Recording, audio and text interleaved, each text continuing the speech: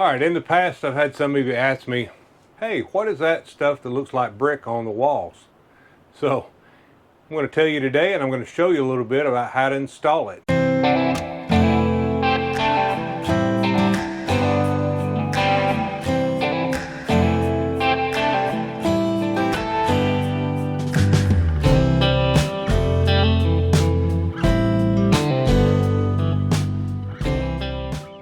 I'm actually finishing up a wall in here, which will be our last wall to do. And the reason we've waited this long is I used to strap my bike against the side of it, and it just kept the wall beat up all the time, so we just never did do it. Now we're putting a bike rack on the back of the RV so we can haul the bike that way. So now it's time to finish up the wall. But I had so many of you have asked me over the last year or so about where did I get it, how do you do it, does it work, what is it? So today I'm going to answer all those questions for you. And what we're talking about is this. So I did a fireplace in here, and the fireplace, I don't know, just looked like it needed some kind of rock background to it. So we decided that we would try this stuff here. It was just a peel and stick, and it turned out really, really nice. So not only did we do that, we thought, wow, that turned out so nice. Let's see about doing the kitchen. So we did the entrance on the side of the cabinet where you come in. And we did around the front. So it just really looks really nice. But there's a better side to that. Beside the fact that Kathy's going to kill me for showing you the kitchen right now, that's an absolute wreck. Because we are doing some remodeling here, and we have pretty much emptied the trailer out and are doing a deep clean, and we have just piled stuff up everywhere, even on the outside of the trailer, and a lot of it is not coming back. So this stuff is it's like a styrofoam, but it's a soft foam, so we'll just call it soft foam, not styrofoam, but it's a soft foam. And I got it from Amazon, and I'll put the link in there where I got it, but it looks like this. So as you can see, it is pliable. You can, and this is the thickness of it, not very thick. But what it does on these trailers, where the ribs go from the outside skin to the inside skin, and you can feel the cold and the heat, putting this on the inside actually helps insulate that way more than I thought it would. I thought when I put this on I would still be able to feel it behind it, and on a really, really hot day, if the sun's on the side of the trailer, you can feel the heat in it, but just sliding your hand across the wall, you almost can't tell the difference. And the way it is right now with a bare wall, if you slide your hand across it every time you hit a rib, there's a noticeable difference in the temperature, whether it's cold or hot. I find it more so when it's hot, though, that the temperature is just more extreme when you run your hand across. So anyway, these come, I think it's 24 to a pack. 22 a pack. Comes 22 a pack. And the part number for it, or the item number if you want it, is called 3D Brick Wall. 20-piece rock color. And it's their barcode for it is X0039VGUMP. So it's X0039VGUMP. And anyway, this is just what it is. Super sticky on the back side. So when you peel this, I tried wearing rubber gloves. That was no help, because the rubber gloves just kept sticking to it, and it would turn into its own problem. So just know that if you get the adhesive on your fingers, you can roll it up and it'll come off. It doesn't actually stick on you forever. You have to have chemicals to get it off. Just take your hands and roll it wherever it's at. It'll roll up and you can take it off. But it is super sticky. All right, so what I've done is I'm to a point right now to where I've got to go around the edge of that window, and it's a partial piece. So up until this point, I've been putting full pieces on there. So I thought I would show you how easy this really is to cut it around it. It's just super easy. So all I do is, the brick actually has lines in it, vertical and horizontal. So I always try to make sure that I've got the right piece, and I'll hold it up there and make sure that it actually matches, because if you hold it upside down, it is off just slightly if you get it upside down, so all of your runs won't match identical. Now to me, that's not a deal breaker for me, because it's supposed to look like rock anyway, and most rock work is not perfect. It has imperfections in it. So, but anyway, I flipped it back over to where it's right. Like here, you can see that it's correct. So anyway, all I do to fix this is, here is a line where this piece should stop. So I'm going to take this line and hold it there. And then, like I said, it's pliable enough that you can push it in there. So I'm going to push it in, and then I'm going to cut it just a little bit long. I can always trim it off, but you can't add it back. So that fit in there pretty good. And then I'm going to take it up here where the window starts. You need to get you a sharp razor blade to do this. You guys are probably looking at the back of my head telling me to get out of the way. But you just kind of follow it around the edge and feel for it.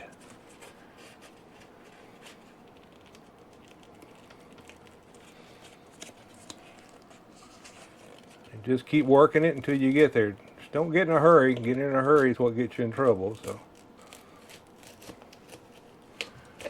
So there it is. So it's that easy to cut around it. So now that I've got it right, well, actually I don't have it right. It is just a little bit long. So like I said, it's a lot easier to trim it when it's long. So I'm just going to trim this piece off the bottom of it, because that's about how much too long it is for it. Then I'm going to put it back up there again. And that works out perfect. So you can see how easy this is to work with. It's much easier than woodworking and having to get your radiuses exactly right, because with woodworking you got to be dead on it to make it look right. With this, it's actually flexible enough that you can actually squeeze it up just a little bit if you need to. But what I do is I start with the side that's a vertical and a horizontal to make sure that I get them right. So I've got them right. Now what I'll do is work the top of it in to make sure I get it in that corner correctly and make sure those lines match up. Then all you got to do is just press it on. Like I said, it is super sticky at this point. To get this back off, I'll have to tear it off. And I know that because when I first started doing the other walls, I had one that was crooked, and I just wasn't going to have it. So I pulled it back off and ended up having to get a putty knife and other stuff to scrape the adhesive off to get it off of there. So make sure this is something you want to do, or you're going to have a whole lot of cleanup to do later. But you can see how well that come out right there. I mean, it's really flush around it. Looks nice and neat. I've done the same thing all the way around the window. So super easy to work with.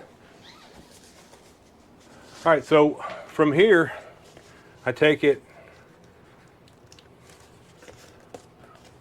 like I said, the lines won't match up if you do it wrong. So you'll have to do it this way. Luckily, it's in a line, so that's going to make this one super easy.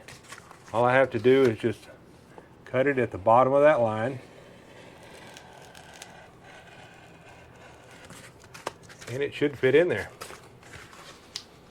Again, you want to use a really sharp razor blade to do this.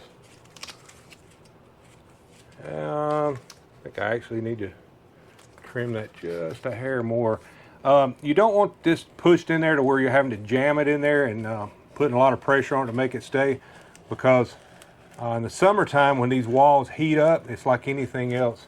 It expands and contracts a little bit, and I did have a piece that I had to go back and trim.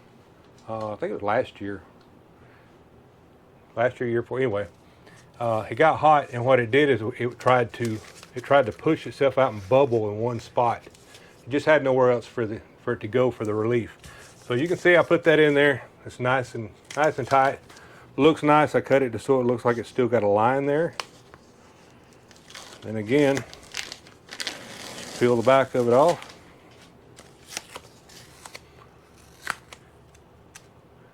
put the factory line up against that one because they're nice and crisp. So I come down here at the bottom and put that piece in. So that's how easy this stuff is to work with. Just super easy. So I'll have to go over here, and what you'll do on these sides is a little different than what I just did on that piece. Again, you want to make sure that you're keeping these lines lined up. So instead of cutting it horizontal this time, I'm going to have to cut it vertical. So this width is just a little bit more than half. So I will keep the drop-offs that I cut off of these, and I will use them later in other places where I'll end up needing some small pieces. Like I got a spot over here that needs a square. Well, I can take one of these pieces like the one I just cut off that's got a square corner, and I'll be able to use that square to cut off of that. So keep your scraps. It's big scraps because you will reuse them. All right, again, what I do with this is, and this is where it can get tricky sometimes.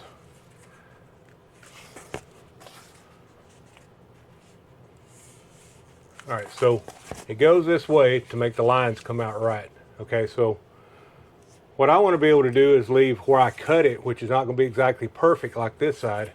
I want to cut this just so I can flip it and put the imperfection over in the corner. I'll move this over. I don't think you guys can see me. Anyway, what I was saying was this is going to be a little different because I'm going to have to cut this vertically instead of horizontally like I did these. So what you're going to want to do is go in again and make sure that you got this flipped over the right way so your lines line up horizontally, because that way they don't, this way it does. Okay, so this side here, it's a little more than half the sheet, so I'm going to have the drop off on it. So what I want to do is come over here and cut this, but to cut this, if I flipped it now, it's going to be wrong. So I know it's correct this way, but when I get done cutting, I want to be able to flip it. So I'm going to go ahead and flip it, knowing I'm going to flip it back again. Then what I'm going to do is I'm going to go down through here, and I'm going to cut it. And some people can do this freehand. I can. Some people can't. If you can't, get you a tape measure. I have done stuff like this so long free-handed that you can see that came out really, really close. So if you feel comfortable freehanding it, do it. If not, measure it off, put it on something, mark it on the back, and cut it then. And it's okay to do it that way. It just takes a little longer. And I've just, like I said, I've just done it freehand so long with working with wood and stuff that I've gotten pretty good at it. So this is the side I cut with a knife here. And like I said, if I was to put it this way, the lines are wrong. But since I flipped it before I cut it, now that I flip it back, the lines will be correct.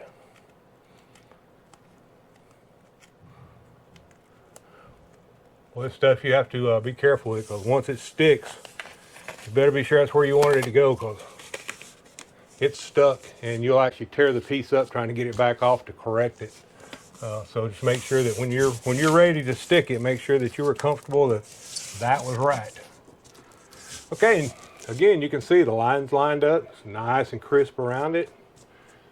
That's how you do it. Not very hard at all. So don't let this stuff scare you away from using it, because it is super, super easy to use. It's probably the easiest material I've ever used as far as building supplies for building stuff. It's I can't remember what it cost. Again, I'll put the link in there, but it's like $20-something a pack. So you're paying somewhere around $1 a square foot. You're not going to get anything else that's quality that cheap.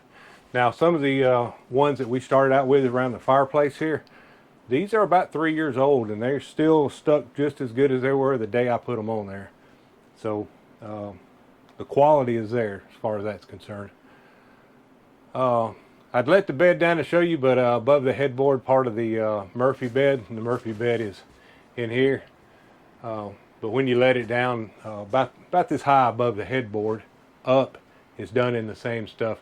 Just makes it look really nice. And again, that outer wall right there, if it's cold or hot and you're trying to sleep, you're going to feel it on your head if you get too close. And since we've put that on there, I don't feel the temperature difference at all. All right, I hope this helps somebody that was wanting to do this, and for the ones of you that have asked, I hope you're watching this video. Share this with your friends, and like, share it, subscribe if you haven't subscribed yet. It really helps us out, and we're still a fairly young channel. We're trying to grow it, so help us out if you can. All right, that's going to be it for this segment. Safe travels. We'll see you guys down the road. Bye now. Well, it occurred to me that I never did show you guys the finished wall. So I came back in here to get a little footage of it while I was doing the editing. So here it is. That is the completed wall. So you can see trimmed around the windows, no problem. Looks nice, everything's finished out. All the lines are straight. And this is what we ended up with garbage. So that's about how much garbage you're gonna have out of a bag of those. It's all the backing paper and the scraps. But anyway, it turned out really nice. Pleased with it. So anyway, that's just wanted to come back and show you guys the finished product. So see you guys later. Bye.